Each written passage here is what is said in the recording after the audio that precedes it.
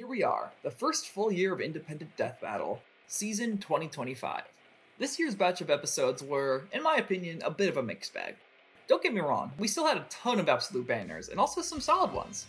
But then there were a few episodes that, in my opinion, fell short. Now, I'm not going to shit on the team for this. This was their first full year of working on Death Battle completely independently. And as with any major change, there's going to be some growing pains. On top of that, the team have occasionally reached out to members of the community who have expressed criticisms and concerns regarding certain episodes. It's very clear that the team is making an effort to listen to community feedback. But what is my opinion on Season 2025?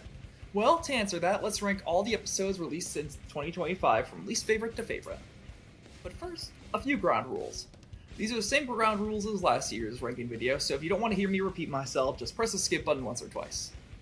Number 1. Unless the verdict is extremely bad, it will not affect the ranking of the episode. Number 2. Most of my reasoning for liking or disliking an episode comes down to the fight animation. Obviously, the analysis and conclusion will have a part in my enjoyment, but usually a middling analysis or conclusion can be saved by a solid fight animation.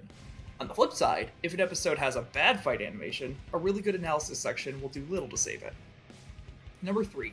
This list is entirely down to personal preference. No episode is objectively the best. Hell, if your favorite episode is the one that's in last place on my list, more power to you. This is just my personal ranking. And as long as you respect my opinion, I'll respect yours. Now, what am I looking for in a good episode of Death Battle? Well, besides the episode being fun to watch, how I judge an episode is based on a number of factors. But to avoid dragging out this intro longer than necessary, for those who want a more in-depth idea of what I'm looking for, feel free to pause the video and read what's on screen right now. Are we all good? All right up? Alright. Without further ado, let's get started. I do want to point out that for the bottom spot, it was, in my opinion, a close race between two episodes. But after thinking about it for a while and getting second opinions from my friends, I've decided that my number 12 is... Number 12, Master Chief vs. Doomslayer. Okay, I know a lot of people love this episode, and that's totally fine. I'm glad you can enjoy something and I can't. One thing I want to point out before I begin talking about this episode in depth is that this episode placement has nothing to do with it winning the rematch poll. I am more than willing to give any episode an honest chance, regardless of my opinions on the matchup. Now I know some people will argue Kratos vs. Asura should have gotten the bottom spot, and to be entirely blunt, it almost did. I mean, I went back and forth on which one would get the bottom spot to the point where I genuinely considered calling it a tie. However, what broke the tie for me was asking myself one big question. Which episode has more things I personally like in it? And after asking myself that question, I came to a realization. For all of that other episode's flaws, there are a few things I love about it. I love Asura's analysis, I love the track, and I love one or two moments in the fight. I think to help illustrate my reasoning, I should take a moment to compare these two episodes. Kratos' analysis in that episode is an extremely big mixed bag. The Greek era is covered very well, but the Norse era, aka one of the most important aspects of Kratos' arc, feels really crammed in. On top of that, Atreus' name is not name-dropped once. Atreus is a vital component to Kratos' growth as a person, and he doesn't even get a name drop. I don't think I need to explain why that's not good, but to give an example, imagine if Dimitri's analysis never mentioned Byleth or Edelgard. Wouldn't that be kinda shit? Yeah, that's basically what happened here. Meanwhile, Master Chief's analysis was underwhelming, in my opinion. I wasn't really invested in it beyond the opening section, and after that section they just started listing this guy's massive arsenal, which, I mean, that's cool and all, but tell me more about the guy's character. The story was so interesting and then just kind of teetered off into, yo guys, check out how cool his weapons are. You see what I mean when I say I have extremely similar thoughts on both episodes? The first analysis segment in both episodes starts off good, but loses steam in the second half. Now then, let's talk about the other analysis of each of their episodes. And I think this will help illustrate why I put Master Chief vs. Doomslayer below Kratos vs. Asura. First off, Asura's analysis, like I said, is really good. Like, really fucking good. I love how they described every aspect of his character and story, it kept me invested, and it showed a very clear understanding of his character. Hopefully nothing in the episode will contradict that level of understanding. What could possibly go wrong? Jokes aside, I do genuinely enjoy Asura's analysis. It was well done and shows the team tried to course correct, despite what happened. Now, as for Doomslayer's analysis, I'm gonna be honest, y'all. This might be the worst analysis in the entire Kickstarter era. Barely anything is covered about his character, his story, the themes of Doom. Barely anything. And the one time the analysis does cover the deeper themes, they basically make fun of it. Guys, what are we doing? I know y'all didn't have malicious intent when making that joke, but it came off as really dishonest to Doom as a whole. On top of that, while it's not in the episode anymore, Doomslayer's analysis used to have a 1-minute ad during the analysis advertising a plushie. I don't think I need to explain why that's a problem. I totally understand it advertising your merch. You guys had an advert for the plushie earlier in the episode. Why'd you guys need to cram it into Doomslayer's analysis? But okay, so what if the analysis segments are shit? If the fight animation is cool enough, I might be able to forgive it. Well, here's the thing. I have equal feelings of positivity and negativity when watching both of these fights. While Kratos vs. Asura has a worse conclusion in regards to them explaining why Kratos won, Master Chief vs. Doomslayer's conclusion was the most obvious shit ever. So again, we've reached a stalemate, which is why for the tiebreaker it came down to which episode's analysis segments I liked more, and as I've demonstrated, I think Kratos vs. Asura has the better pair of analyses overall. Does what I'm saying make sense? I hope I articulated my opinion well enough so you guys can understand where I'm coming from. But with all that being said, let's talk about the things I like in Doom Chief. Halo to Hell is an absolute banger of a track. It does a great job mixing the two series' style of music, and I loved hearing the fan choir. Oh, and also it's so cool that they got the original Doom composer. Or I think it was either the original or the new guy. I forget. Chief using the rocket launcher's blast to push him forward was cool. I like the Halo Rat and Isabel cameos. Guys, besides that, I'm being genuine. I can't think of anything else that I enjoy. Let's talk about the fight. Starting with the setup, I immediately have issues. Why the heck did Doomslayer frame one attack Master Chief? Wouldn't it make more sense for Chief to start the fight? After all, Slayer has really no reason to attack Chief, nor would Vega recognize Chief as a threat. The setup just kinda confuses me, but whatever. I've enjoyed death battles that had worse setups for their fights. Hell, my favorite episode of all time, Guts vs. Dimitri, doesn't have any setup. Unfortunately, in my opinion, the rest of the fight is just whatever. The starting section with Chief using his luck to land hits on Doomslayer is the highlight of the fight, but then Chief pulls out his energy sword. I know this is a nitpick, but why so early? Would it not make infinitely more sense for the energy sword to face off against the Crucible? Again, I admit this is a personal preference thing, but that seems like such an obvious clash of weapons with this matchup that I'm shocked they didn't do it. Even the track art of the music shows that. Once the two get to hell though, the fight's pacing nosedives. While the scene of them fighting demons is admittedly cool, it brings the fight's pacing to a halt. Compare this scene to a similar scene at Leon vs. Frank. In that episode, Frank vs. Leon fought each other while also fighting zombies at the same time. That kept the pace of the fight on top of giving the action scene a cool set piece. But in Chief Slayer, once they take care of the demons, Slayer has very little reason to keep fighting Chief. After all, he just helped him kill a bunch of demons. They should be chill now. And yet Slayer randomly restarts the fight? Why? He was helping you, Slayer! After a few blows, Cortana finally decides to make herself useful and hack Slayer's suit, which does absolutely nothing but shut Vega down, which Slayer didn't even need, nor does he use it for the rest of the fight. After which, Chief shoots Slayer once and then grapples away. Next, we get to possibly one of the stupidest scenes in death battle history. Slayer fires a homing rocket at Chief that doesn't home in on him. A homing rocket didn't home in on him. After it misses, instead of Slayer, firing another rocket, he runs at Mach 10 speeds to grab the rocket and chuck it back at Chief. On paper, this scene is really dope, but it makes zero sense for Slayer to do this. On top of that, rather than run past Chief, why didn't Slayer just deck him in the face when his back was turned? Again, really cool scene in concept, but in my opinion, the execution falls flat because Slayer wouldn't do that. If this was Albert Wesker versus Liquid Snake, that would make total sense for one of them to do. Now for the climax and ending, we've reached my least favorite scene in the Kickstarter era. After admittedly cool but expected BFG versus Spartan Laser clash, Slayer pulls a scorpion and grapples Chief close to him, and then decides that he wants to end the fight now, and pulls out the Crucible.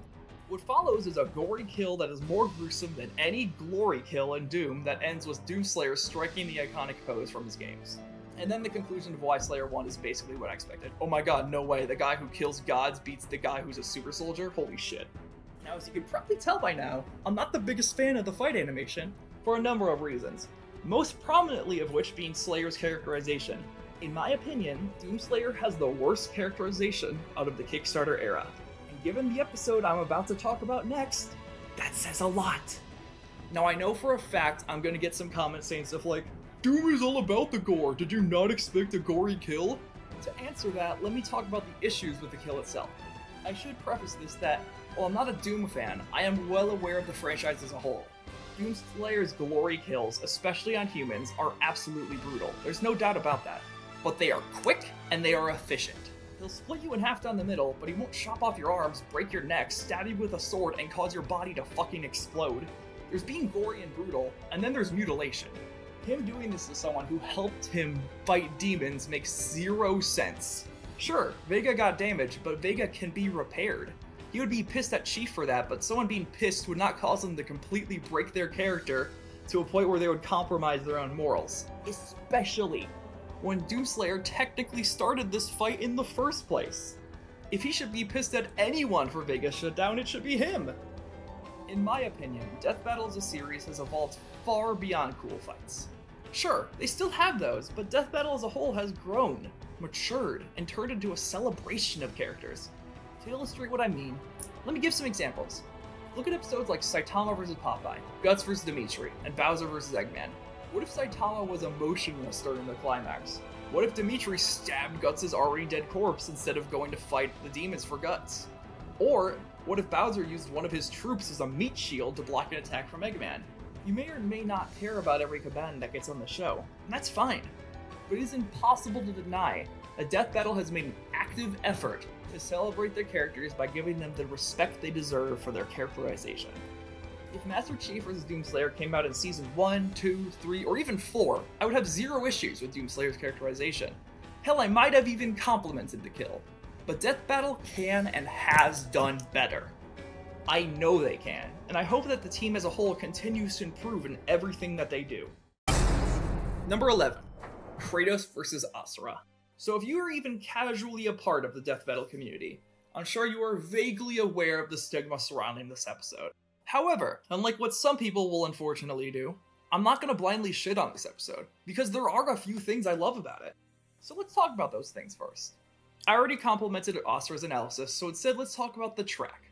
I'm not even going to bother pronouncing the name of it, because I know I'm going to fuck it up, but in my opinion, this is one of my favorite instrumental tracks the show has ever made.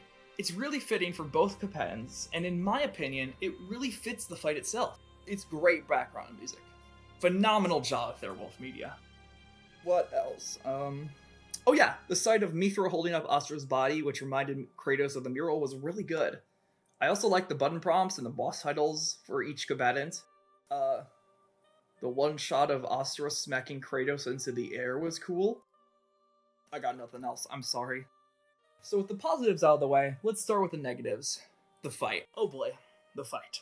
Look, I'm not a normally negative person. I try to see the good in pieces of art, and I'm usually way more forgiving than most. But this fight is just not good. The fight starts because Kratos randomly gets isekai'd to Gaia and saves Mithra from a group of monsters, which Asura witnesses. Rather than coming to the logical conclusion, Asura immediately attacks Kratos without even bothering to negotiate or do anything. The two fight for a while Kratos reprimanding Asura for being unable to control his rage, and Asura constantly telling Kratos to shut up. As the fight goes on, Asura gets angrier and angrier until he turns into his destructor form, and tries to punch Kratos. After a really stupid meme face, Kratos kills Asura with the Blade of Olympus. Correct me if I'm wrong, but I thought the analysis said Asura wasn't a raging, mindless maniac. What the hell happened here? Well, for those who don't know, the storyboard of Kratos vs. Asura displayed quite a different battle. Now, to give credit where credit is due, some parts of the choreography in the storyboard are very good, but Asura, if you could believe it, has even worse characterization in the storyboards. The big example of which being the climax where he turns into his giant form before then trying to obliterate Gaia in an attempt to kill Kratos, with Mithra, his daughter, still on it. Devil Artemis, the animator of this fight, tried his damnedest to save Asura's characterization and the fight as a whole, but the damage was done. The episode was way too far into production, so he could only make small changes. The team didn't go into making this episode with the idea of purposely making Asura lose. That's not how Death Battle does things. However, They did go into this with zero clue about Asura's character. Now, before I talk about the conclusion, I just want to get one thing out of the way. The verdict of this episode had no impact on its placement. In fact, I actually agree with Kratos winning. But in my opinion, they did an awful job explaining why. But Luna, Asura could grow stronger and they never addressed that. They actually did address that, random commenter, using the logic that Kratos could drain Asura's mantra. Now, whether or not you agree with that logic is entirely up to you, but they did address that argument. And to give credit where credit is due, I did really enjoy seeing them discuss how Kratos outright is much stronger than people give him credit for. The logic the team were going for is that Kratos is so much stronger than Asura, he wouldn't be able to evolve fast enough to close the gap present. So what did the team do to illustrate that point? Did they scale Kratos to Thor, a guy who he fought and defeated? A guy who effortlessly smacked the World Serpent with a strike so powerful it fractured the World Tree? No, they scaled him to Freyr's feat of briefly stopping Ragnarok, a guy Kratos never fought before. Well, what about speed? Did they scale him to Zeus, a guy he also fought and defeated? Or maybe they used Heimdall, slowing down time as an example? No, they scaled him to Helios via his encounter in God of War 3. Fucking why? You had so many speed feats, yet you chose a feat that involved him holding his hands up to block the sun. I cannot understate how poor of a job they did with explaining their verdict. Kratos vs. Asura as a matchup is one I've always had issue with personally. On one side, you got a character with a massive arsenal, and on the other side, you got a character who punches, shoots lasers, and grows stronger. The fight dynamic is already fucked, but adding on to that fact is the scale difference between these two. Oh no, I'm not talking about power scaling. I'm talking about how the game portrays their strength. Kratos is an extremely powerful being who, in my opinion, is on par with Asura, but the games never show him displaying these high levels of strength. In lore, he absolutely is, but not in-game. Meanwhile, Asura's Wrath is a game that is not afraid to show how strong Asura is. This man can, and has, blown up stars and planets casually. Making a fight animation with these two basically forces them to nerf the characters. For example, look at Asura's Destructor form. Now you might say, oh, that's a big boy, Luna. That's a big lad. Yeah, it is. You wanna know how big that boy is in canon? Yeah, a bit of a difference. They shrunk him down from the size of a planet to the size of a big asteroid. Now some of you might or might not be saying, but Luna, Shigaraki vs. Mahito portrays two characters who operate on drastically different scales, with Shigaraki having a way to instantly end the fight. They made that work, so why do matchups like Kratos vs. Asura not work? While yes, Shigaraki has shown feats that are far above Mahito's best, Shigaraki's common direct feats involve him destroying cities, which is very similar levels of power demonstrated by other disaster curses in JJK. On top of that, Mahito has various unique abilities and quirks that allow him to feasibly keep up with Shigaraki's massive arsenal, and he has various ways to outright avoid decay. Sure, you absolutely could make Kratos vs. Asura work, but let me ask you something. Would you rather eat a salad with a spoon or with a fork? Sure, a spoon has a bigger surface area and it can get the job done, but you might lose a few leaves when going for a bite. In my opinion, when creating a fight animation between two characters whose standard feats operate on drastically different scales, you are immediately fighting an uphill battle because you may need to nerf one of them in order to make a fight animation work. It's not a matter of the matchup being stomped. After all, those can and have worked in the past. It's a matter of, do we have to actively nerf this character for this fight to work? This placement may come off as odd, or even shocking to those who have watched my reaction video of this episode. That was actually really fucking good. I like it. I actually really like how they handled Asura's character in that. But honestly, sometimes I just get caught up in the hype of an episode. I really hate how much I laid into this episode, because it's very clear the team wanted to do it. It was on the Tournament of Champions, and it was on the Champions Poll. And even disregarding my issues with the episode, there is a very clear passion present in Kratos vs. Asura. They tried their damnness to make this succeed. If any of the team is watching this, please don't take any entry on this list as me shitting on you or your work. These criticisms of mine come from a place of passion. I fucking love Kratos as a character. He's an iconic video game badass with a complex story, and Asura seems cool too. I could easily see his analysis making someone want to check out Asura's Wrath, which is why it pains me to put this episode so low. If you loved Chief Slayer or Asura, I'm happy for you, and I mean that. I'm glad you can fully enjoy something others and I can't. In my opinion, there's no such thing as bad ideas, just bad executions. I can totally see a reality where both Chief Slayer and Kratos as a whole worked. Delay the episode for later in the year. I'm confident people would understand. Thankfully, the team did exactly that with Hulk vs. Godzilla and Ruby vs. Maka. And in my opinion, both episodes were better off for it. It's not a bad thing to screw up, so long as you learn from your mistakes. Before I continue, I want to emphasize that in my opinion, there's a massive gap between numbers 11 and 10. So keep that in mind when I talk about the next entries. Finally, numbers 10 through 8 are 3 episodes that, in my opinion, fall under the category of, I love you a lot, but in my opinion, you have some flaws that make it just shy of greatness. So keep that in mind when you hear me talking about them. Alright, now then. Number 10, Wile E. Coyote vs. Tomcat. The Tournament of Champions winner. Congrats to those who voted so hard for this to be made a reality. I really hope you enjoyed the episode you got. Now as for my thoughts on it, let's start with the analysis. Both are absolutely great.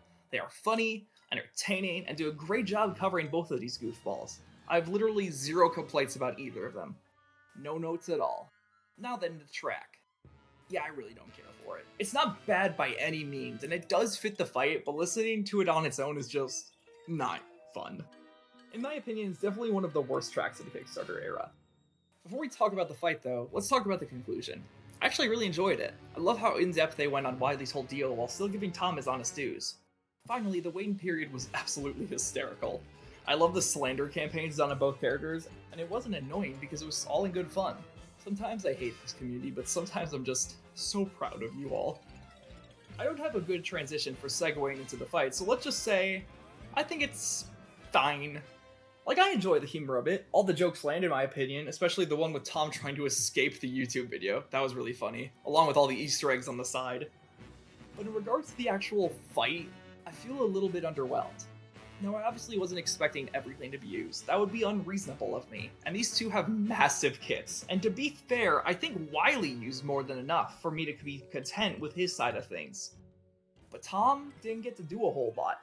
He used an invisibility potion and a pipe. That's kinda it? Aside from that, he mostly just used Wile E's kit, which does reflect the conclusion they came to, but like, come on now guys. There's so much more you could have done with Tom.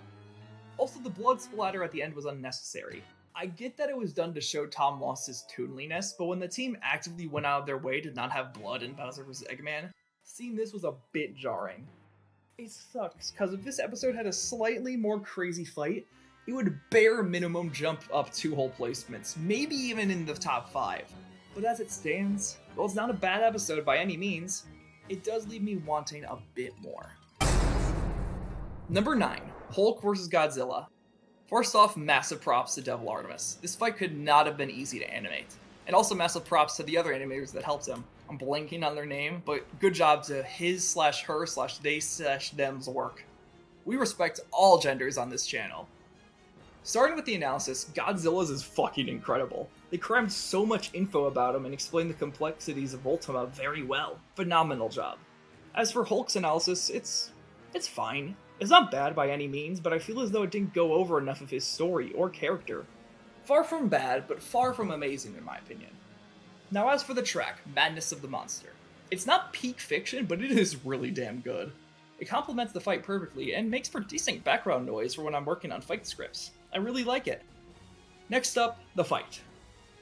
I would normally talk about the negatives first to get those out of the way, but in all honesty, until Ultima comes out, I have 0 issues. I mean, how could I hate this episode? It has a Jalter cameo in it, and that's based. Sure, there is some slight jank here and there with some of Godzilla's movements, but nothing immersion-shattering.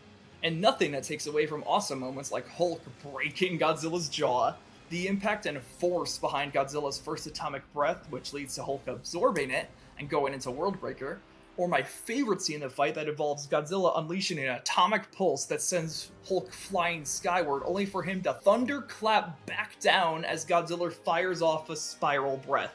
Absolute cinema. On top of that, the usage of Bruce throughout the entire fight is really stellar, especially since he was entirely absent during Hulk's first 2 appearances on the show. Even though I disliked parts of the finale, I definitely don't dislike all of it. Hell no. The episode did a good job at illustrating how much of a threat Godzilla is, as its mere presence changes the entire atmosphere of the fight. The Its unnatural maw and tail firing off lasers really sells the feeling of this creature being an unnatural eldritch abomination. Also, the entire scene with Hulk dying trillions of times in an attempt to punch through the singular point is awesome. That is such a cool idea, and I love the shot of Godzilla's body erupting with gamma-radiated spikes. Also, I know this is just from the show itself, but I love the look of the dimension that Ultima's from. It's super eerie. Looks like Gygas from Earthbound. Finally, the conclusion is really well done. For someone who was convinced that Godzilla had this fight in the bag, they did a good job convincing me on their reasoning. And while I may not entirely agree on everything they said, they did a good enough job to where I could understand how they came to that conclusion. Now you might be wondering, Luna, so far you sound really positive about this episode. Why isn't it higher? Well, starting off with a nitpick, but one I feel notable enough to bring up, Hulk never says Hulk smash once during the fight. That's like his signature line. You gotta include it. But again, that's just a nitpick. As for my more substantial reasoning, well, it's simply because I wish we got a bit more of Ultima. I'm totally fine with the idea of a time skip mid-fight, that makes sense for the battle, but the moment Banner developed a weapon for Hulk, I kinda knew the fight was over. Maybe have like a small 20-second scene of Hulk fighting for his life against Ultima as Bruce tries to come up with a plan, all while Ultima continues to grow stronger and stronger, which then leads to the development of the Gauntlet. Something like that would give a sense of urgency to the climax of the fight, and would probably shoot this episode up from one I enjoy to one I love. As it stands, this episode is simply a solid one, and to be fair, there's nothing wrong with that. Number 8, Blade vs. Buffy. I know my editor does not like this placement, but I'm sorry, I can't change how I feel. Let's start with the analysis segments and conclusion. They're good, nothing amazing, but nothing bad. I feel they covered their stories well enough, and they did a good job explaining the reasoning behind the verdict. Editing is great as always, so no complaints there. And as for Neon Ash, the track, honestly, this track is kinda slept on. I really like the rave music vibes it's going for. I wouldn't have expected it, but it honestly does fit this fight really well, even after the vampire party gets crashed. That being said, the track art is very bland. That's not a slight against any of the artists, by the way, I just personally think the track art leaves a lot to be desired. Now then, the fight. Yeah, I kinda love it. You could tell the team had a lot of fun working on it, and despite it being live action, both sides got to use a solid amount of their arsenals. I'll admit Blade's voice isn't great, but I'm gonna hold up my tongue here, because the actor went on record stating that the fake teeth he was wearing made it very hard to lower his voice. Yeah, squeaky is crazy. Yeah. The comments are his squeaky voice. Yeah. Squeaky? It's not squeaky. Not like... It's just young. As such, I won't criticize the episode for that, because aside from the voice, he did a phenomenal job with the body language of Blade. As for Buffy's actor, she also did great. I really got the casual badass vibes from her. Great work all around, you two. Some notable highlights of the fight include the longer than average setup involving them taking out a club of vampires. Super cool to see. And since it happened at the start of the fight and not during it, it didn't feel like a pace breaker, but rather something added just for cool points. As for when the two actually start brawling, I love the set they used for this, and how they both got good hits in on each other. The climax starts off good, with Buffy disposing of Blade's breathing gun, and I did enjoy the secondary adamantium blade versus the Reaper Scythe, but after Buffy drops to her knees, it becomes abundantly clear that Blade isn't winning. Which I'll admit is my biggest issue with the episode. Not Blade losing, but how long it took for Buffy to swing her axe once. You could cut that scene down by a solid 15 seconds and it would look much better. That's honestly my main issue with this fight in general, the pacing. I don't mind the opening scene being long, but scenes like the knife struggle and aforementioned kill felt really slow and unnecessarily drawn out. Besides those issues, I really enjoyed this episode all around. The only reason it's not higher is because its competition is steep. Just like the last 3 entries, these next 3 episodes are all phenomenal, but not quite S-tier material, if that makes sense. These next 3 episodes are extremely close in terms of how much I like them, and I could easily see myself changing my personal placements of them in the future. However, as it stands, number 7 is Ghost Rider vs. Spawn. This episode is the very definition of above average, but I don't mean that in a bad way. Starting with the analysis segments, Spawn's is really damn good. I loved his, and I think it did a great job covering his story and abilities. As for Johnny's analysis, it was good. That was fine. But it wasn't fantastic in my opinion. Nothing about it was bad per se, and it didn't leave me wanting more like Hulk's analysis did, but it wasn't amazing if that makes sense. Now as for the track, oh my fucking god. Hell's Angels, while it might not be my personal favorite track of the season, is phenomenal. I would not blame you in the slightest if you had this as your personal favorite track of the whole show. It's that good. Check it out if you haven't already. The guy who worked on the tracks for Metal Gear Rising helped make it. As for the fight, I think the best word to describe it would be metal. The setup, the voice acting, the clashing of abilities, it all screams metal. I loved Spawn, Johnny, and Zarathos' voice acting. I also adore the use of the counter displaying Spawn's powers, and I especially love how it turns into infinity symbols once he gets sent down to hell. I love them fighting on the side of a building. I love Johnny possessing a truck, complete with a Sans cameo, only for Spawn to stop time and blow it up. I love Zarathos' and Spawn's dialogue exchanges upon transforming. I adore how once Spawn turns into Divine Spawn, the entire background constantly changes from hell to heaven after each blow, and I love the kill. I know some people will cry foul saying that Johnny wouldn't die to his own penance stare, but I can't hear you over how awesome the sequence is. Also, I don't know, it makes sense to me. Besides, Johnny didn't die from that alone, it just weakened him enough to allow Spawn to separate Johnny from Zarathos. As for the conclusion, I think they did a decent job explaining the verdict, and while I understand people disagreeing with parts of it, I am not one of those people. If Johnny had a bit more interesting of an analysis segment, and if the fight was just a wee bit longer, I might have put this episode a few spots higher than where it is. As it stands though, damn, what a hell of an episode. I'm funny.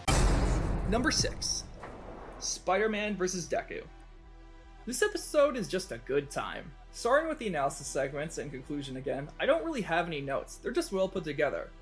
Listen, I know I might be sounding like a broken record at points, but there's only so many different ways I can say it's good or I like it, you know? What I will say though is both of these analysis segments are far superior to Miles' analysis in Miles vs. Static and Deku's analysis in Deku vs. Asta. However, the track of this episode, You Say Danger, first of all, stellar name. Second of all, this might be one of my favorite tracks the show has ever done. It perfectly combines the styles of both Spider-Verse and My Hero Academia. But on top of that, it includes a leitmotif from Deku vs. Asta's track.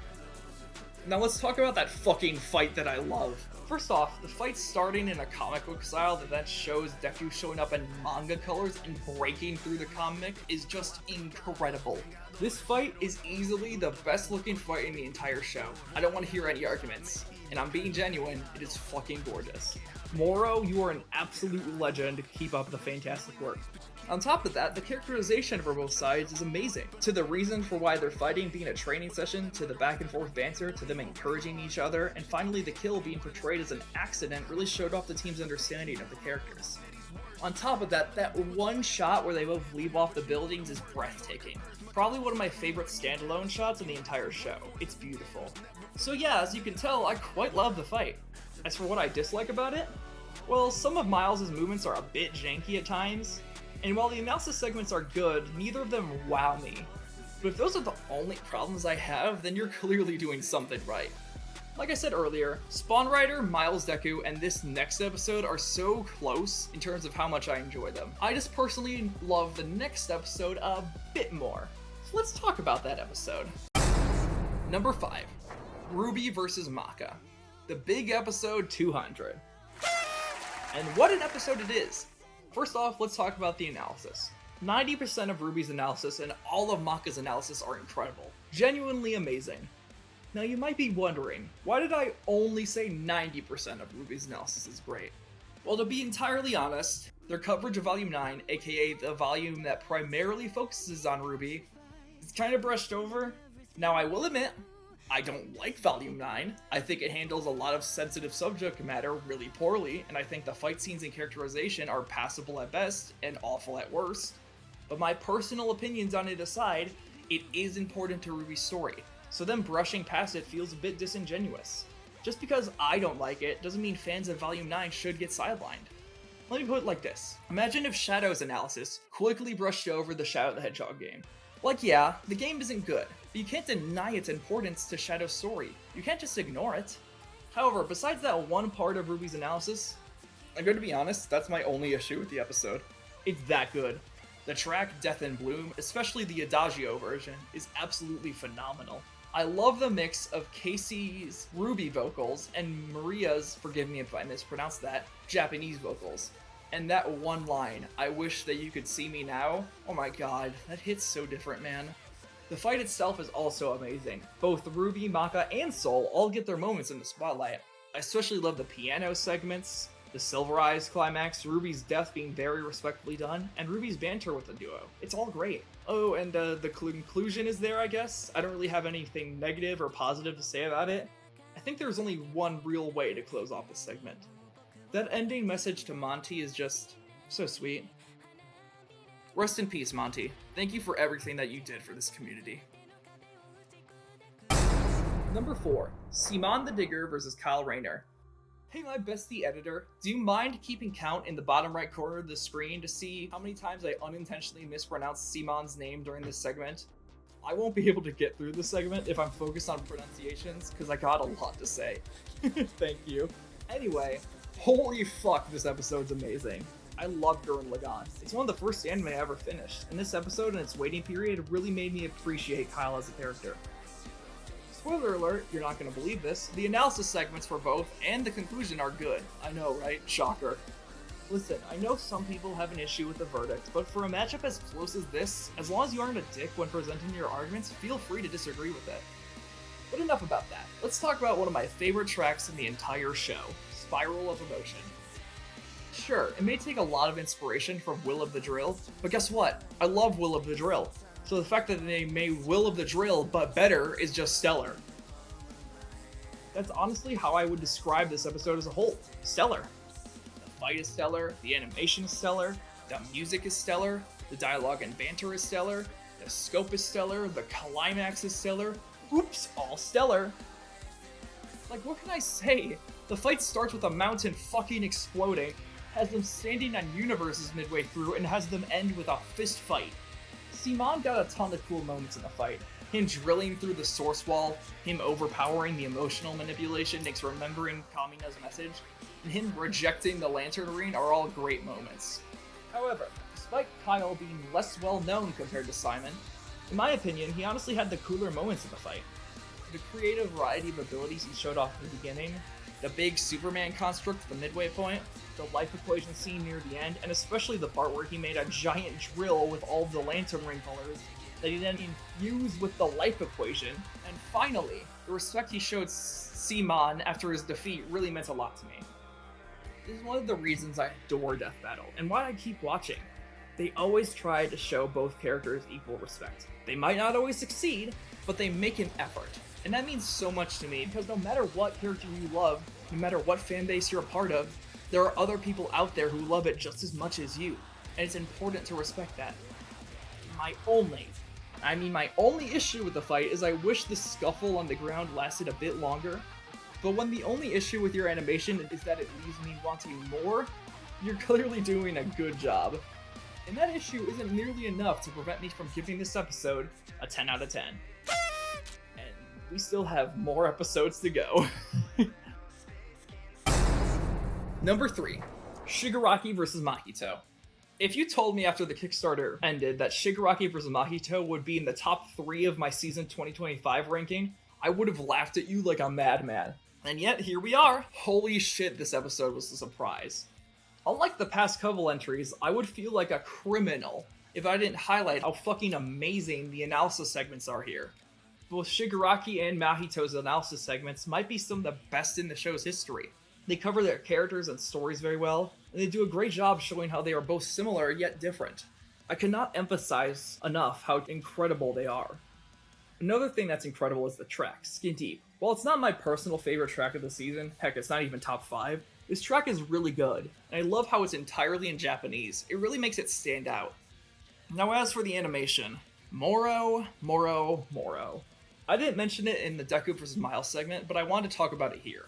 Both Spider-Man vs. Deku and Shigaraki vs. Mahito had fights animated by Moro, who did an absolutely immaculate job on both.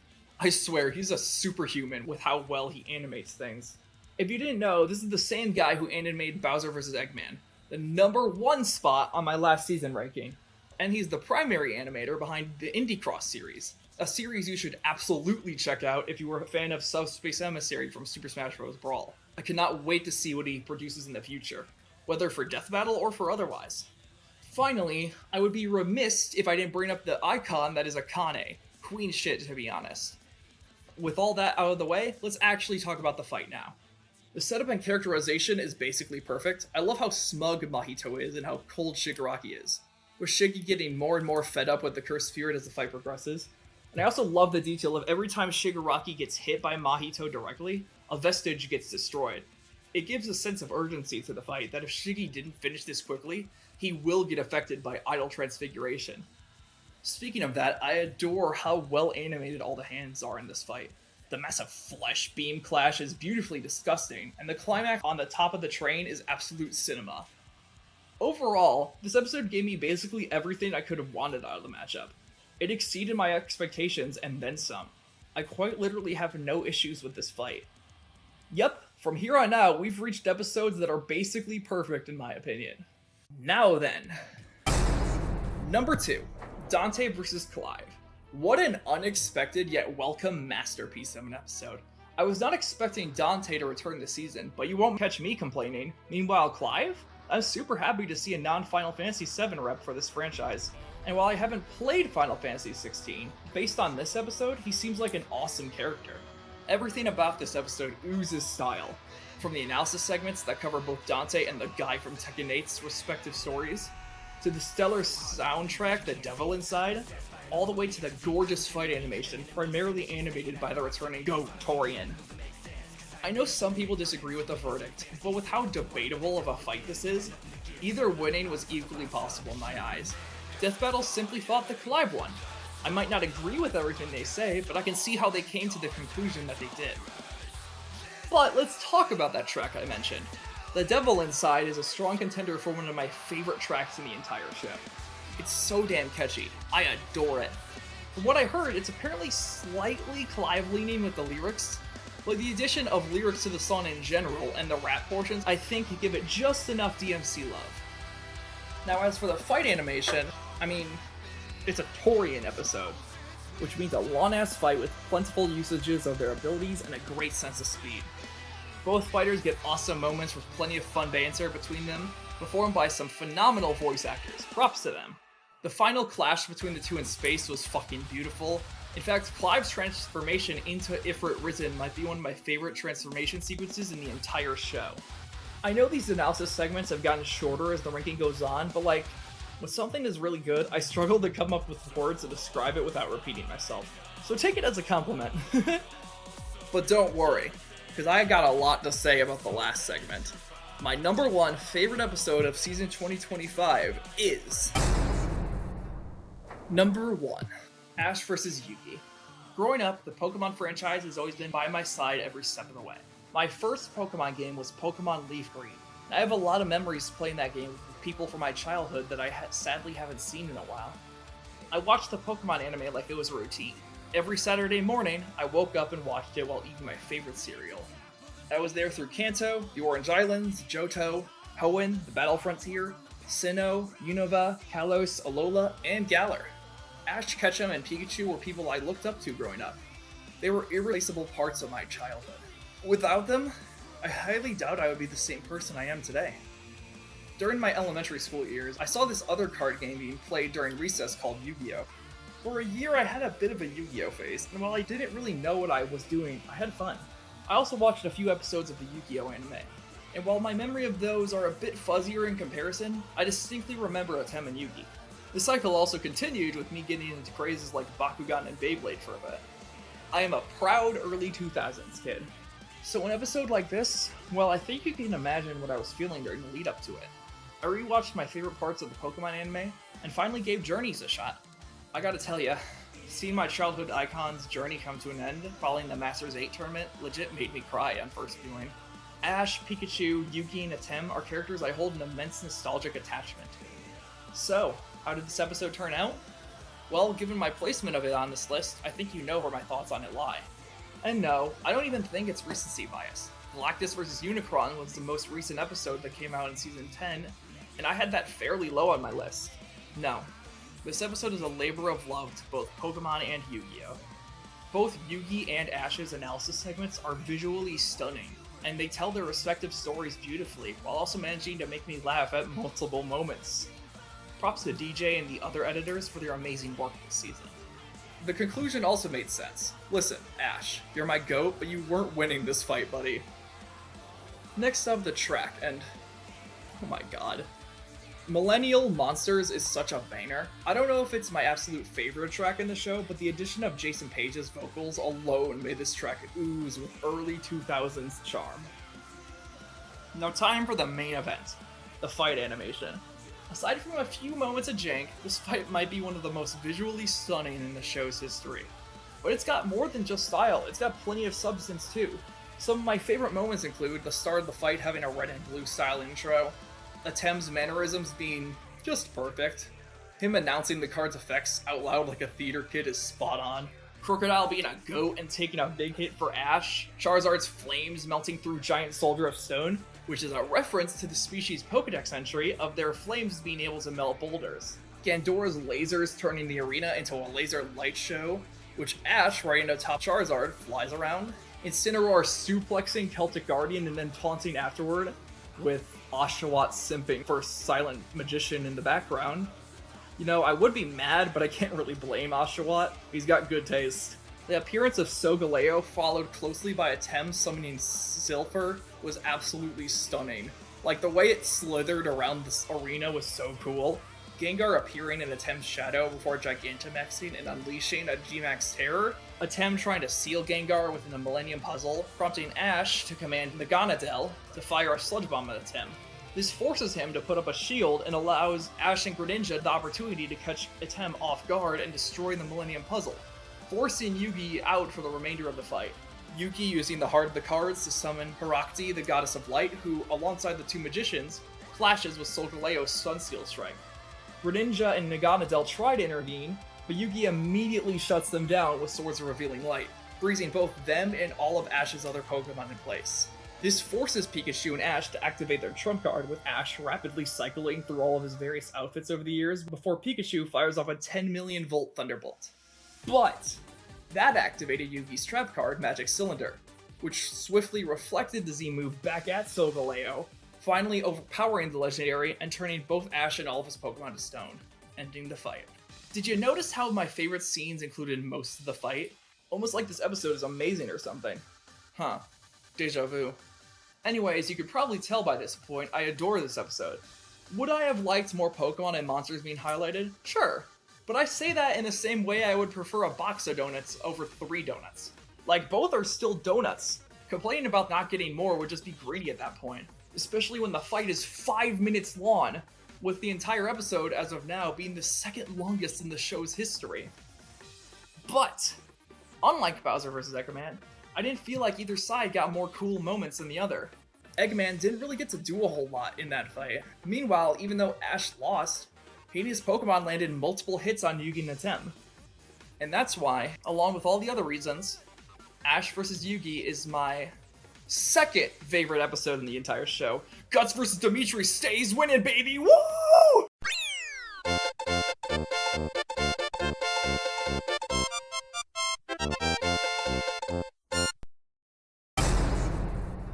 Thank you so much for watching, everyone. Did you agree with my list? Whether you did or not, I encourage you to comment down below your ranking of Season 2025. I'm super excited for Season 2026.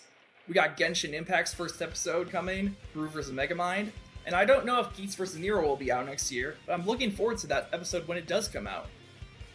If you enjoyed the video, consider subscribing to the channel. Either way, I hope you have a fantastic day, and take care.